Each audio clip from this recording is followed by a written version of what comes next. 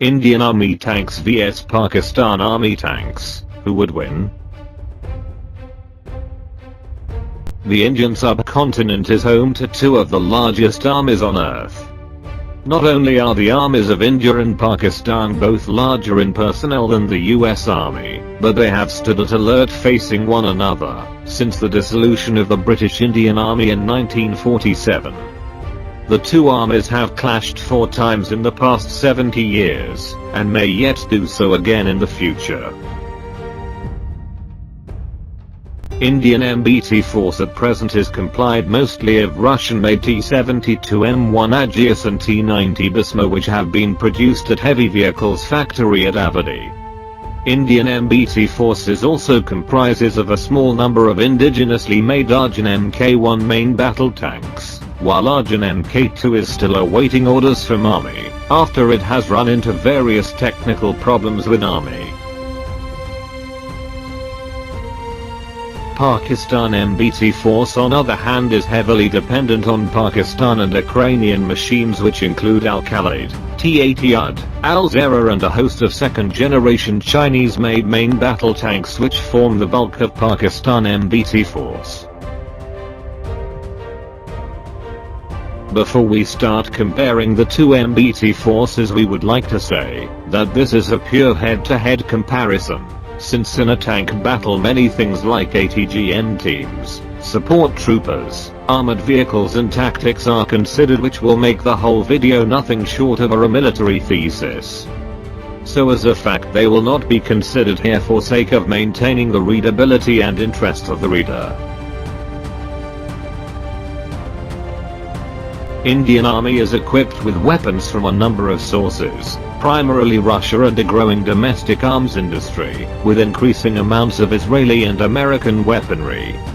More than 4,000 tanks equip the country's 97 armored regiments, the equivalent of American battalions, including 2,400 older T-72 tanks, 1,600 T-90 tanks, and approximately 360 Arjun Mk1 and Mk2 tanks. Complementing the T-72, T-90 tanks in armored and mechanized infantry formations are BMP-2 mechanized infantry combat vehicles. Most of the Indian Army's 4,000 artillery pieces are from Russia, including newer 300mm Smerch multiple launch rocket systems, but the country appears to be turning away from Russian field artillery towards American TOW M777 and South Korean K9 Thunder self-propelled howitzers. A new howitzer, the Danash, appears close to widespread adoption. Air defense artillery, on the other hand, is dominated by Russian equipment, from battlefield Tunguska self-propelled anti-aircraft guns to S-400 Triumph high-altitude air defense missiles. India uses almost 1,200 plus T-90 Bhishma tanks currently, which are assembled at HVF, Avadi from knockdown kits from Russia. These tanks features a number of Indian flicks, which makes it in a way "superior" to the Russian version. This includes Thales Cathar and FC Gen 3 thermal imager, Kanchanama, Matis STD thermal imager, DVBS meteorological sensor, 1V528-1 ballistics computer and Contact 5 era, which gives it a decisive edge in the combat. It features a 2A46M 125mm cannon, which is capable to fire heat, HESH, frag rounds, which includes infra ATGM. The strength of Indian tank force also lies with Arjun tank, which feature protection far exceeding any tank in Indian subcontinent. You will be surprised to know that its armor withstood 3 BM-42 Mango APFSDS rounds fired from a T-72 cannon. In case of a battle, it can tank multiple hits from enemies and directly attack them, while Indian T-90 and T-72 can flank the enemies around. Arjun reportedly had some availability problems due to lack of spares, which were fixed later. However, some serious problems plague the Indian tank force. This includes grounding of Arjun tank fleet, rectified now, tank breakdowns, as happened with Indian T-90 and tank biathlon, night fighting problems and problems with the sights it uses. Thankfully all have been rectified now to the best, but these problems have shown how Indian tank force have been deficient. It also needs to rapidly replace its aging platforms like T-72 with modern day MBTs, if it wants to keep its decisive edge on its adversaries. India has placed orders for 460 T-90 SM main battle tanks to augment its current fleet of T-90s MBT, which will now take total orders over the 1300s. While India continues to rely on Russian-supplied main battle tanks which form a large chunk of its tank fleet, while it continuously keeps ignoring indigenous homegrown Arjun main battle tanks. The Arjun Mk2 is a new generation of main battle tank, MBT, designed and developed by the Defence Research and Development Organization, DRDO, of India. The main armament of the Arjun Mk second main battle tank consists of one 120mm rifled gun fitted with a thermal sleeve, fume extractor, and a muzzle reference system. The gun is able to fire a full range of ammunitions including FSAPDS, fin-stabilized armor-piercing discarding sabot, HESH, high-explosive squash head, PCB, TB, and the Israeli laser homing anti-tank, LAHAT, missile.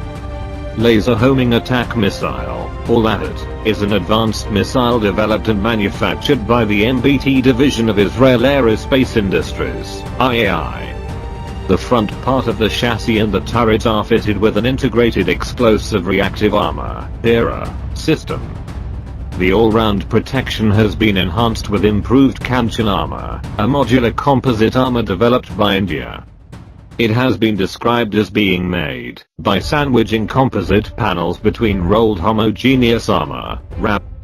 This armor is able to defeat APDS and EAT rounds, and is believed to withstand APFSDS.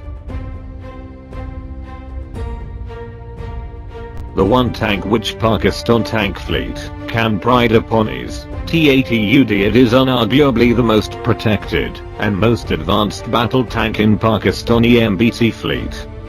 In 1996, Pakistani Army bought some 320 T-80UD from Ukraine.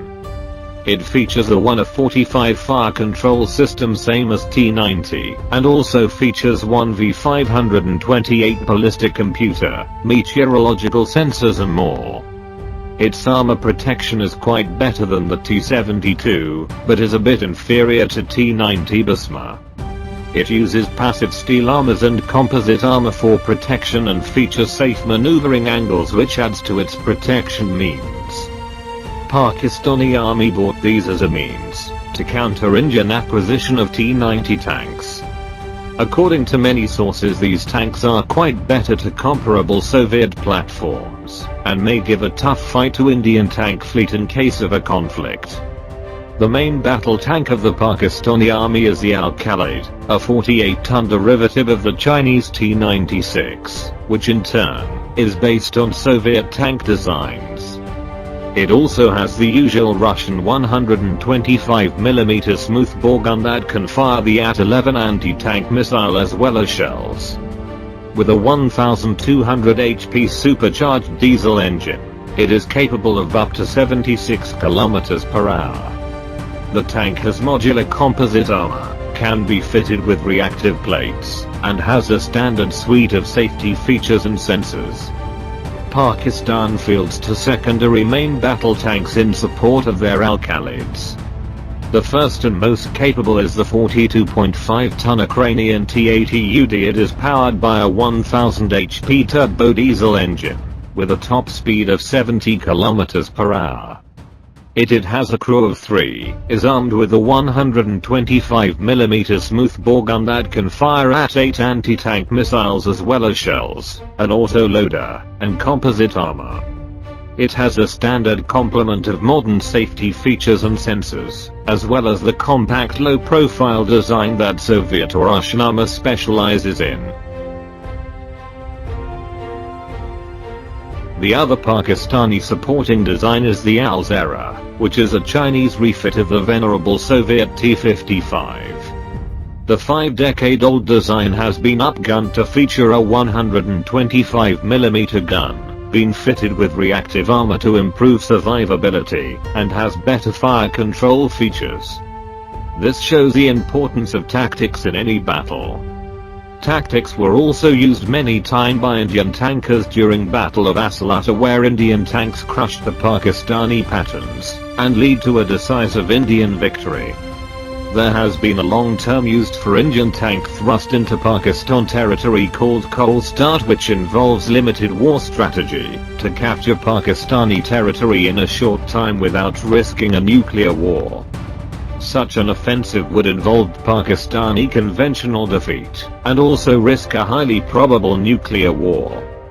Pakistan is also negotiating with Chinese to procure VT-4 main battle tank, which comes powered by 1300 HP engine armed with 125mm smoothbore cannon, weighing 52 tons. Once inducted, VT-4 will be the heaviest tank to be operated by Pakistan Army's Armored Corps.